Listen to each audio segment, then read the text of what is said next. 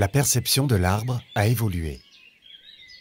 La plantation, longtemps perçue comme un acte neutre et sans conséquence, voire saugrenu, s'enracine à nouveau dans les mœurs de nos agriculteurs et de nos concitoyens. À tel point que depuis quelques années, tous les acteurs de nos territoires ne peuvent concevoir leur projet d'aménagement sans penser plantation ou gestion des arbres. L'arbre, par sa multifonctionnalité, est au cœur des enjeux de notre siècle.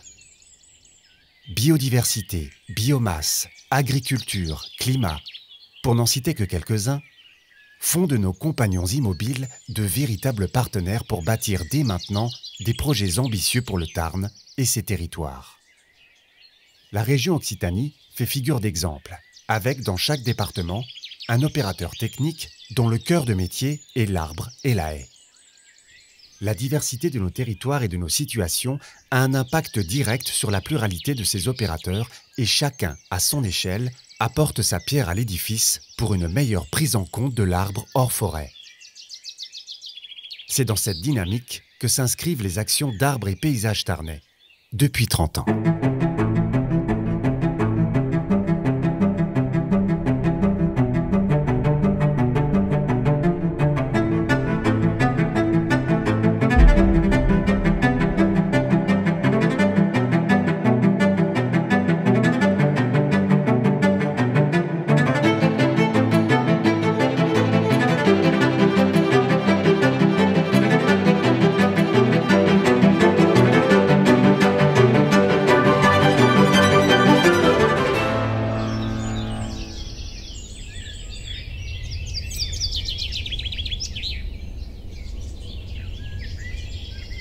Sur la commune de Giroussens, les premières plantations qui ont été faites avec arbres et paysages, on a fait 20 km de haies sur une commune qui est assez grande finalement.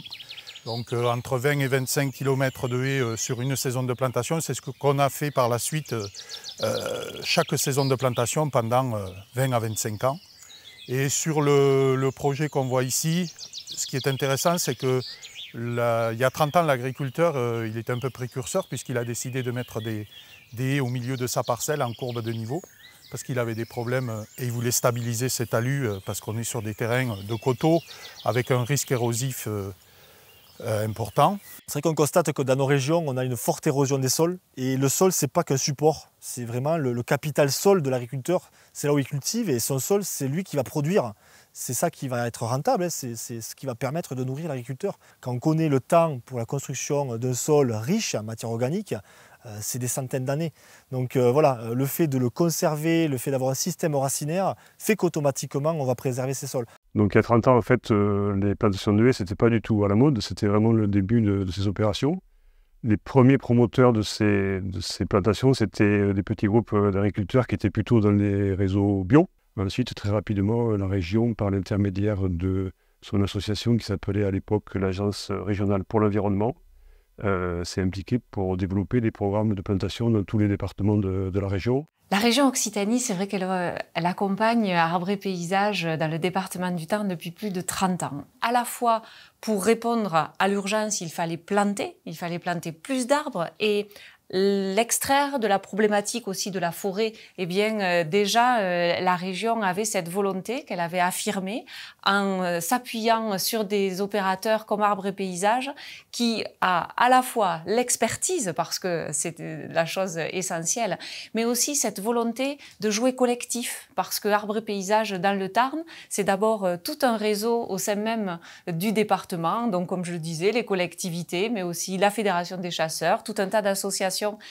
qui sont en partenariat. On va continuer à travailler main dans la main, deux associations bien sûr, toujours avec les bénévoles bien évidemment, qui sont les chasseurs, que ce soit le président de la société de chasse ou les chasseurs eux-mêmes qui mettent la main à la pâte pour justement remettre à niveau ces haies ou construire carrément des haies bien sûr. Donc il y a encore du travail à faire et c'est loin d'être terminé bien sûr. Dans les années 90-2000, des programmes à 20-25 km. Sur les deux dernières campagnes, on fait plus de 120 km, soit 60 km chaque année de haies champêtres dans notre département du Tarn. Lorsqu'on plante une haie, on a très rapidement du résultat. Au bout de 7-8 saisons de végétation, on a quelque chose qui est fonctionnel. On a de véritables corridors écologiques.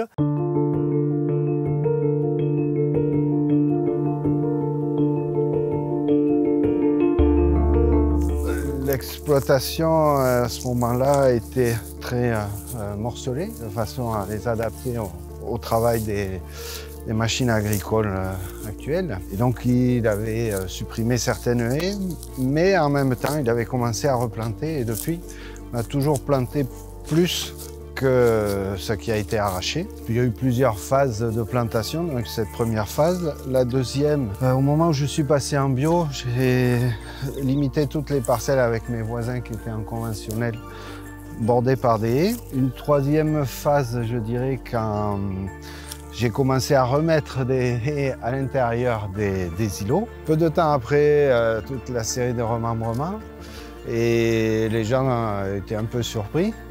Mais les mentalités sont quand même aussi longues à évoluer. Parce qu'encore cette année, j'étais avec mon entrepreneur sur la moissonneuse-batteuse et j'étais déçu du rendement d'une parcelle et il me dit « Ah oui, mais c'est pas étonnant, c'est une parcelle pas très grande, entièrement bordée de haies. » Oui, Donc il y a encore du travail à faire. Il y a encore du travail à faire.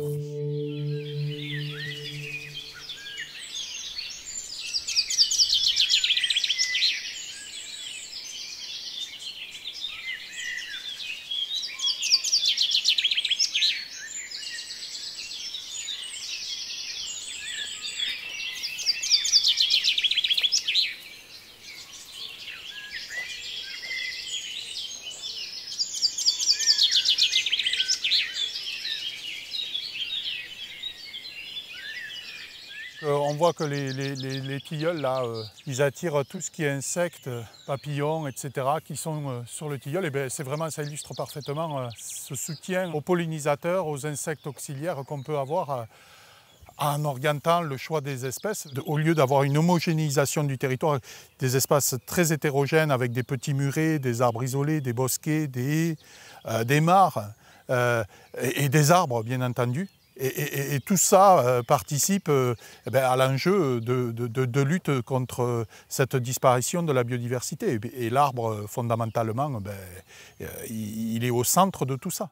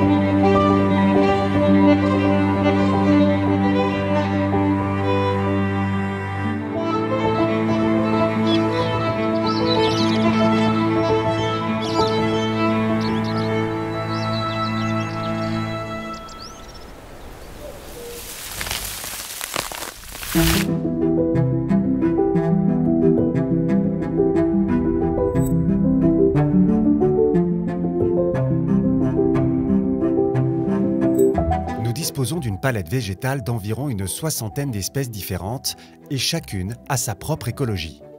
Chaque porteur de projet bénéficie d'une visite technique sur site pour planter le bon arbre au bon endroit.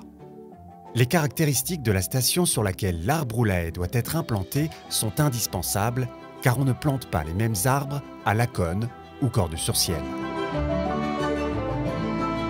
Lors de la visite individuelle, la première des choses, c'est d'écouter, de comprendre le projet et surtout de répondre aux objectifs du porteur de projet. Parce qu'effectivement, planter des arbres, proposer un kit et, comme j'aime le dire, c'est assez simple. Tout le monde peut le faire. Mais par contre, appréhender le projet, comprendre quelles directives, quels enjeux, c'est ça qui va faire finalement la décision du choix de séquence, du choix d'essence et du bon positionnement de l'aménagement. Là, si tu positionnes ta haie, il faut te décaler automatiquement pour te laisser une passe. Suite à ça, il faut faire des relevés au niveau du terrain, composition de sol, l'exposition, l'altitude. qui va conditionner finalement le choix des essences. Et suite à ça, on va aussi expliquer l'itinéraire technique à l'agriculteur, à la commune, associé au projet.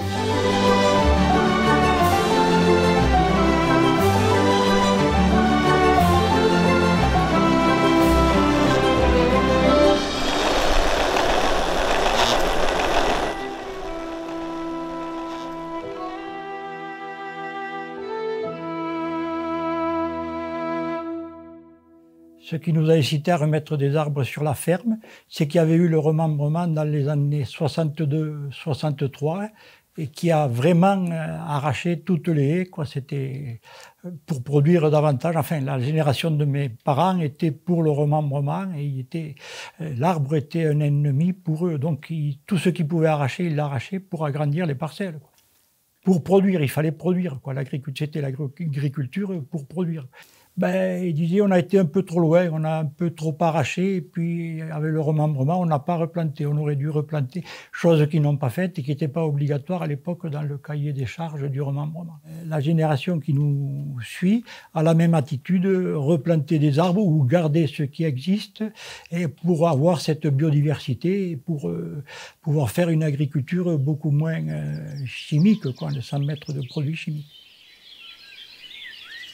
Sur ce nouveau projet, différents documents à te montrer. Donc on a toujours ce programme package financé par la région, le département et la fédération départementale des chasseurs. On a de la chance d'être dans un département où on a des aides financières finalement pour planter des arbres et de l'ail. L'itinéraire technique pour réussir sa plantation est éprouvé depuis plus de 30 ans dans notre département. Les travaux débutent dès le mois de septembre. Une première étape consiste à préparer les sols. S'ensuit l'étape de la plantation, laquelle s'échelonne de fin novembre à la fin du mois de mars.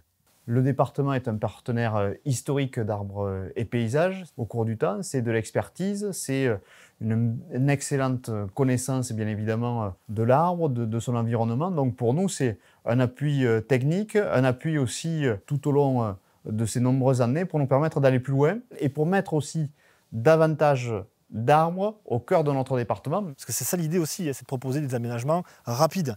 On a souvent le retour lors des visites, je plante pour mes enfants, je plante pour mes petits-enfants. Mais moi j'aime dire, vous plantez déjà pour vous.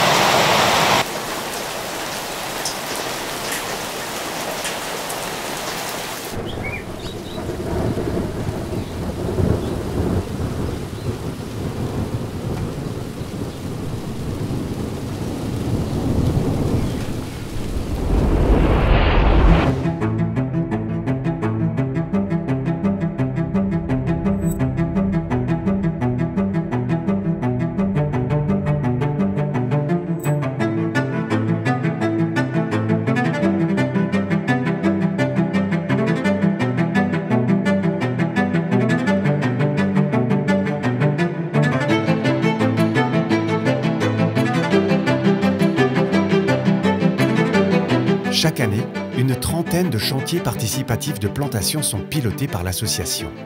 Ce sont des moments de rencontre et de partage entre les acteurs de nos territoires et le monde de l'éducation.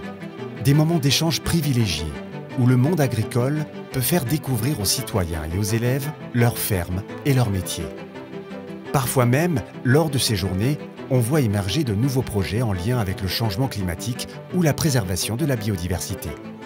On le voit, L'arbre fédère et se positionne comme un véritable agent diplomatique au service de nos territoires.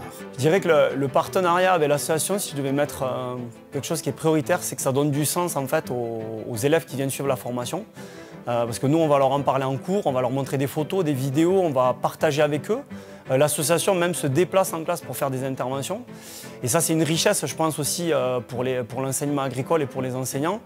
Et en fait, ça donne du sens. Pourquoi? Parce qu'ils ont ce côté où on apprend la théorie, les gestes, comment on va mettre en place une haie champêtre. Faire venir de plus en plus d'organismes au service agricole, ça permettrait de se démener pour l'enjeu quand même qui est mondial, c'est des enjeux climatiques. Et c'est vrai que si on peut renforcer ces partenariats, qu'on peut bosser ensemble, c'est une force supplémentaire pour l'enseignement agricole et pour tous les organismes professionnels. Cette technicité est d'autant plus prégnante qu'aujourd'hui, face au changement climatique ou à la préservation de la biodiversité, nos espèces locales sont celles qui recèlent la biodiversité la plus importante.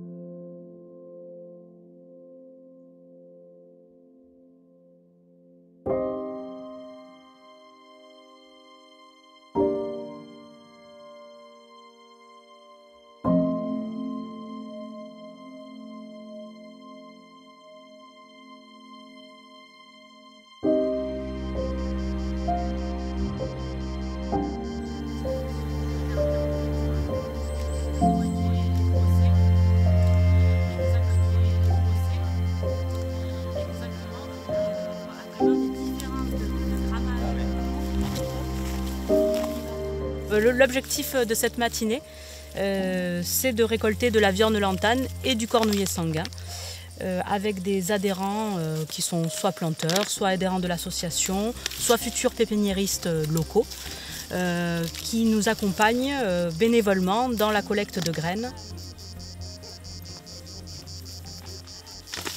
il y a du cornouiller. On peut manger les murmures. Alors, on reconnaît la feuille du cornouiller sanguin parce que toutes les rainures se rejoignent jusqu'à la pointe et quand on casse la feuille, hop, elle est maintenue par de fins petits filaments.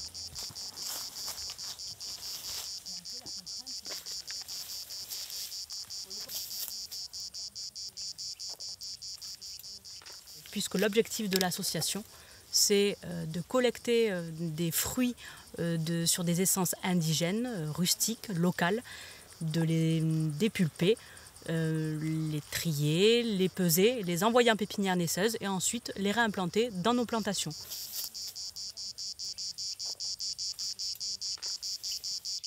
Donc ici on a de la viorne lantane, on la récolte quand les graines ont bien séché, donc en sec. Ça nous évite d'avoir le travail de dépulpage. Donc la viorne lantane, c'est une des essences qui font partie des essences arbustives que l'on met beaucoup dans nos projets.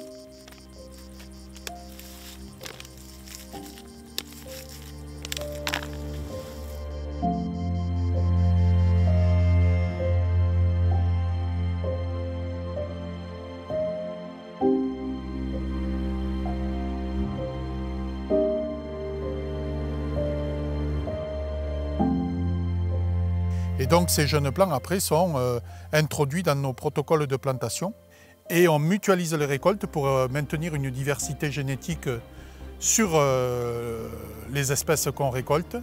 Et on a 4 grandes régions d'origine. On a le bassin aquitain dans le Tarn, on a le Massif central, la Méditerranée, le bassin méditerranéen et bien entendu les Pyrénées. Une fois qu'on a récolté les fruits, je vais les trier sur un tamis, je vais les dépulper.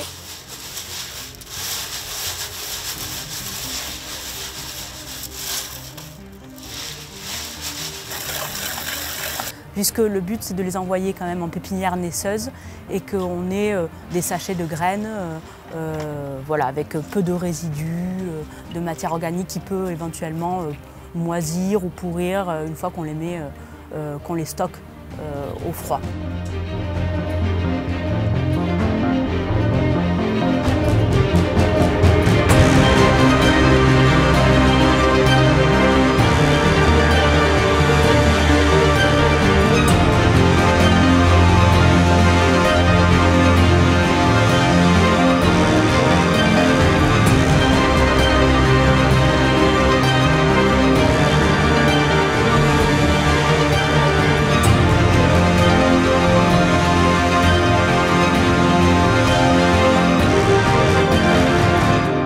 S'il y a 30 ans, la motivation des premiers planteurs était paysagère ou synégétique, la typologie de nos adhérents a bien évolué, avec aujourd'hui une dimension incluant tous les bénéfices agroécologiques des arbres et des haies.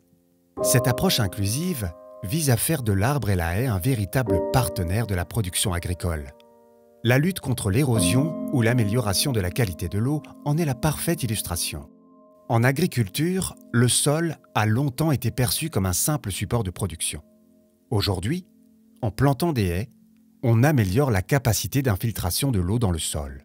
On a été obligé de regarder au-delà des berges et du lit de la rivière, notamment par la prise en compte de phénomènes de risque d'érosion des sols, et notamment en travaillant sur le ruissellement et l'infiltration, et essayer de favoriser au maximum l'infiltration de l'eau dans les sols pour limiter les phénomènes de ruissellement.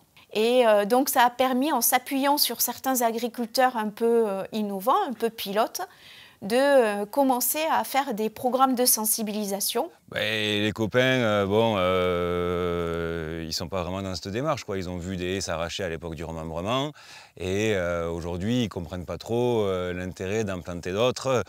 Mais après, je sais qu'on va y retrouver beaucoup au niveau de la biodiversité et même au sein de la parcelle, au milieu de la parcelle, avec un abri, un microclimat. Voilà, donc moi je suis convaincu par ça, quoi. Voilà.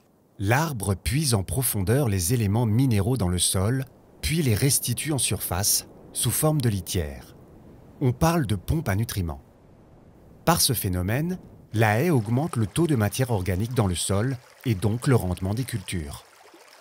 L'eau est également un de nos plus grands défis, car la haie est une barrière naturelle qui fonctionne comme un filtre épurateur des eaux de ruissellement. À l'échelle d'un bassin versant, la préservation de la trame bocagère, associée à une bande tampon et à de nouvelles pratiques culturales, renforce et garantit la qualité de nos cours d'eau. Alors en effet, nous avons mené plusieurs opérations avec vous et notamment des actions sur lesquelles la biodiversité ou la lutte contre l'érosion sont au cœur des préoccupations à la fois de votre association et des agriculteurs, donc de la Chambre. Plus récemment, on a aussi travaillé à la demande d'élus d'une commune, notamment la commune de Cuques, qui se voyaient confrontés à des glissements de terre, à des érosions de talus à la suite de fortes pluies, en fait. Et du coup, ensemble, on a essayé de regarder quels pouvaient être les leviers pour limiter ça à l'avenir.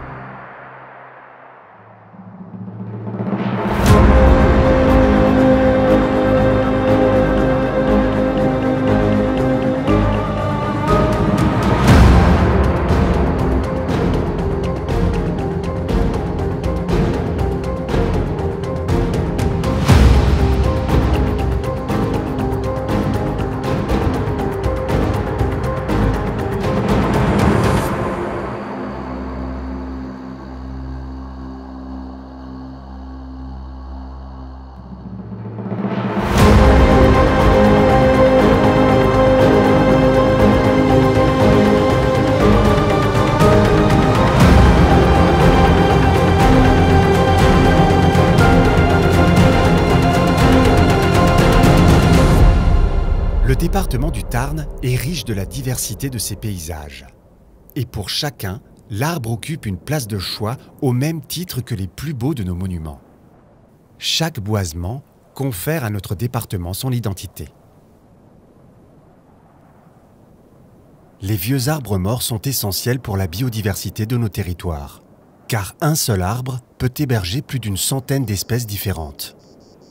La Trogne en est la parfaite illustration, car c'est une véritable usine à biodiversité. Arbre emblématique et patrimonial de certaines communes de notre département, la Trogne est un arbre paysan créé par et pour les paysans. Arbre mémoire, la Trogne est au carrefour de tous les rôles des arbres de nos campagnes.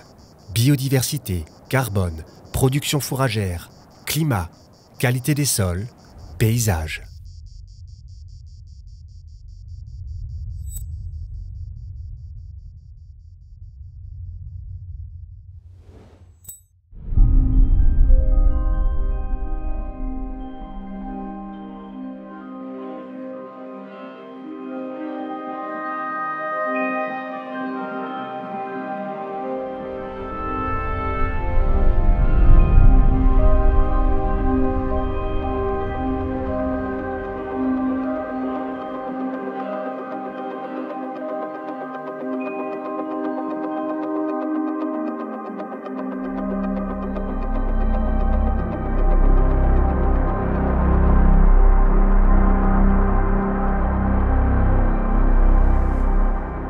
Si la plantation a représenté pendant de très nombreuses années l'essentiel de l'activité de l'association, peu à peu, le champ d'activité s'est élargi.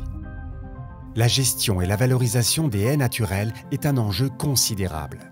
Chaque année, sur le territoire national, ce sont entre 20 et 25 000 km de haies qui disparaissent. Et les programmes de plantation sont loin de compenser cette érosion. Ce volet représente un enjeu crucial dans le Tarn et il est urgent de développer des itinéraires de gestion et de valorisation de ces boisements naturels. Arbres et Paysages Tarnais est tout naturellement investi dans le déploiement et l'adaptation du label haie à nos territoires ruraux.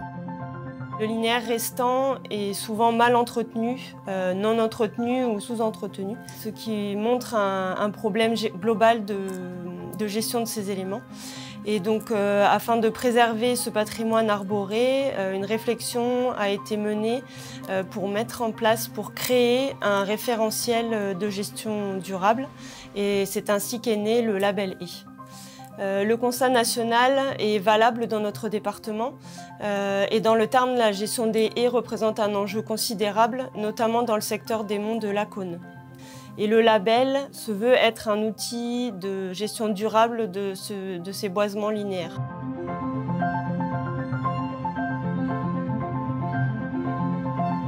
Les perspectives du label dans notre territoire, ça serait d'adapter le label aux différentes pratiques du monde agricole et de promouvoir et sensibiliser les outils adaptés aux différentes situations de gestion.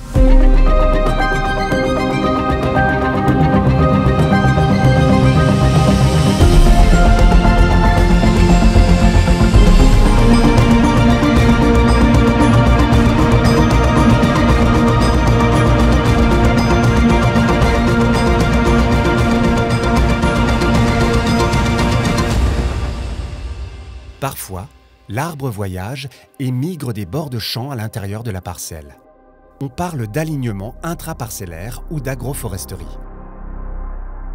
Alors, il y a deux types d'agroforesterie. On retrouve l'agropastoralisme, c'est l'idée d'avoir des animaux sous les arbres agroforestiers, ou l'agro-sylviculture, donc finalement la plantation d'arbres au milieu de parcelles agricoles et notamment céréalières.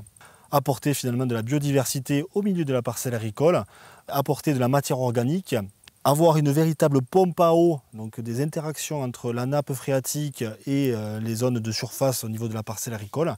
Donc voilà tout l'intérêt de réaliser des projets agroforestiers. Dans cette démarche, au-delà de tous les bénéfices que procurent les arbres, l'agriculteur souhaite mettre ses cultures à l'ombre face à des épisodes caniculaires ou de sécheresse qui deviendront fréquents dans notre région.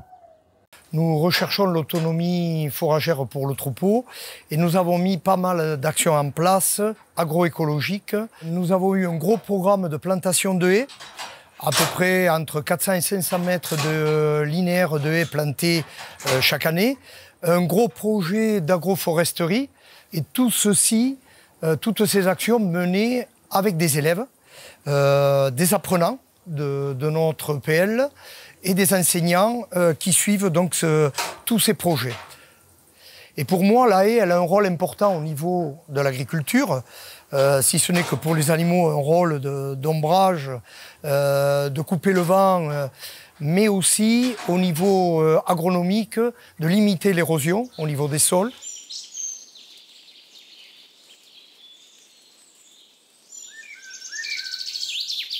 En mettant des arbres dans les parcelles, je pense que ça va aider à refroidir au niveau microclimat de la parcelle, à faire un peu d'ombre, un travail des racines, un objectif aussi paysager, parce que j'aime bien l'arbre, et peut-être à terme, mais ça c'est un point d'interrogation, un objectif patrimonial en essayant de faire de belles futaies au sein des parcelles, ça paraît plus réalisable peut-être que dans des taillis type les bois qu'on a par ici, quoi.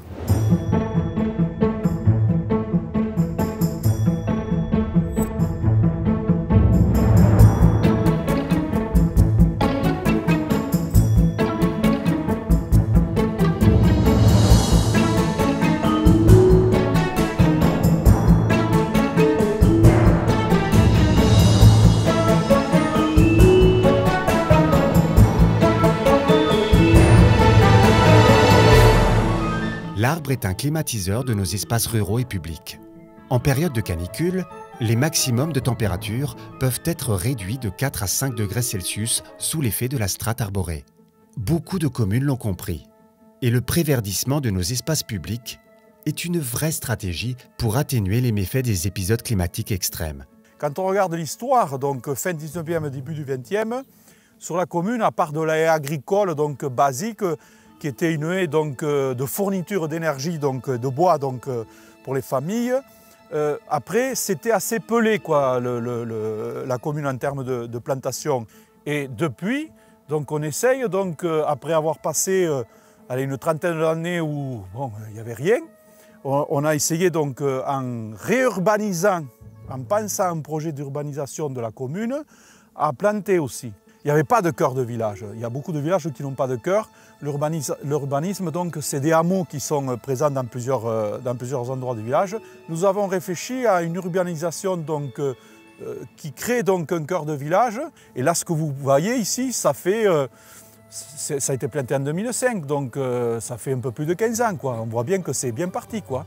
Si vous voulez avoir un exemple d'urbanisation verte, vous venez à Gutz. Et surtout, 30 ans de collaboration, pour nous, si on n'a pas arbre et paysage, il faut qu'on se débrouille autrement, quoi.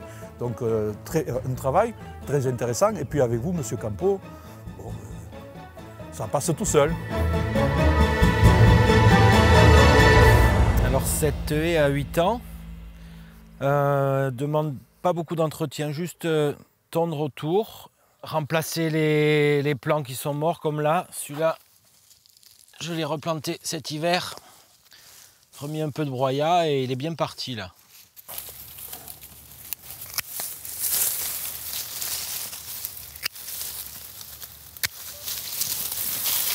Voilà, donc vraiment pas grand chose à faire sur ces haies de 8 ans. Grâce au broyat. Planter est une nécessité. Mais il faut développer des itinéraires techniques innovants pour promouvoir l'arbre partout où c'est possible. Le long des fossés, dans de petits espaces publics, mais également le long des routes où l'on peut gratuitement reconstituer des haies en faisant appel à la régénération naturelle. Donc là, on se trouve sur un site en bordure de voirie départementale où depuis 2014, on a mis en place des sites expérimentaux pour promouvoir de la régénération naturelle. Diminuer le nombre d'interventions sur les hauts de talus et permettre à une végétation sur ces hauts de talus de se développer pour maintenir les talus. Donc l'idée c'est on arrête de passer les pareuses et on regarde ce qui pousse. Ce développement de la végétation spontanée, on économise de l'énergie, on économise du temps et on assure la promotion de la biodiversité en ayant des végétations qui attirent les insectes, les oiseaux, et une bande herbeuse qui attire également tout un cortège d'insectes favorables à la biodiversité. Après, tout l'enjeu de cette dynamique-là en bordure de voirie, c'est le préalable, la sécurité des usagers de la route et l'adoption de ces nouvelles pratiques par le grand public. Mais on se rend bien compte aussi que sur les délaissés en bordure de route, sur la préservation de la biodiversité, on devait mener des actions un petit peu plus concrètes. À replanter des arbres en bordure de route, replanter des haies, c'est un véritable enjeu pour nous d'expliquer à nos concitoyens que peut-être les bas-côtés ne seront pas tondus tous les 15 jours, mais que l'on maintiendra cette biodiversité et que l'on amènera aussi de nouveau des haies supplémentaires, des arbres d'alignement. Donc là, on est toujours sur ces enjeux de régénération naturelle avec une situation un peu particulière puisqu'on a un virage. Donc le préalable, c'est bien entendu la sécurité des usagers. Cette sécurité des usagers fait que les agents de l'entretien des bords de route maintiennent les pratiques sur une certaine hauteur du talus et dessus, ils laissent se développer une végétation naturelle, spontanée, totalement gratuite qui va stabiliser le talus.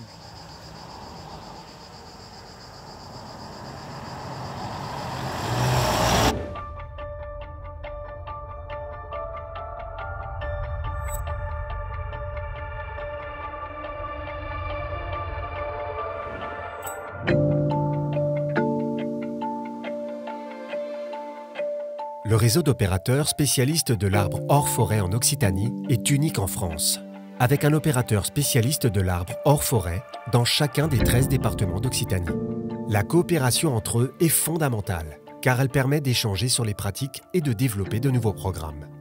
Encore et toujours reconnaître le travail accompli par Arbres et Paysages dans le département du Tarn et en région Occitanie, parce que véritablement cette expertise mobilisée, cette capacité à fédérer, ce sont des acteurs comme Arbres et Paysages qui la démontrent au quotidien. Chacun a sa place, chacun peut mener des actions et la région, c'est ce que nous essayons de développer et que tous nous convergions dans le pacte qu'aime citer notre présidente Carole Delga pour l'environnement et pour notre pacte vert. Un grand merci à l'association Arbres et Paysages, un partenaire essentiel du conseil départemental, et c'est surtout l'objectif de servir un territoire. Ces 30 dernières années, Arbres et Paysages, c'est 5000 personnes rencontrées, plus de 7000 projets réalisés. Et donc il y a une diversité de profils et de porteurs de projets. Je pourrais parler de beaucoup des personnes qu'on a pu rencontrer au cours de ces 30 ans, mais je n'en citerai que deux. Le premier, c'est une personne qui malheureusement n'est plus là aujourd'hui et qui a beaucoup œuvré pour structurer la filière d'approvisionnement en plan à l'échelle de l'Occitanie. Et donc elle serait, je pense, assez fière de voir ce que sont devenus les opérateurs. Et la deuxième, c'est une personne qui, elle, un jour a envoyé un courrier en disant qu'elle partait dans une région qui, à ses yeux, avait un avenir, c'était la Guyane, parce qu'en Guyane, il y avait des arbres. Et depuis, cette personne, elle est rentrée en Occitanie, elle est rentrée dans le département du Tarn.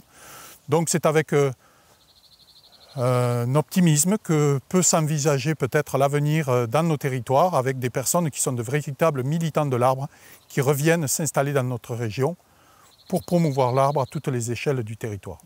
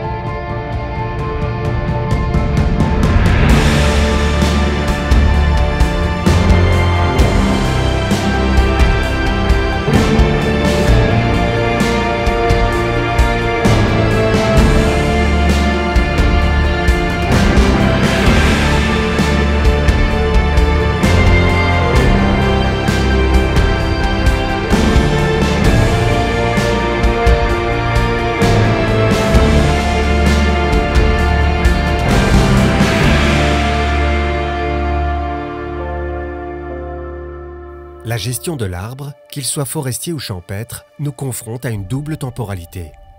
Celle du ligneux, qui s'inscrit dans un temps long, à celle de l'homme, plus courte. Le forestier et nous, opérateurs de l'arbre champêtre, avons l'habitude de gérer ce temps long. Le grand public beaucoup moins. La durée de vie d'un arbre en agglomération est souvent inférieure à celle de l'homme, car on leur applique des modes de gestion assimilables parfois à de la maltraitance.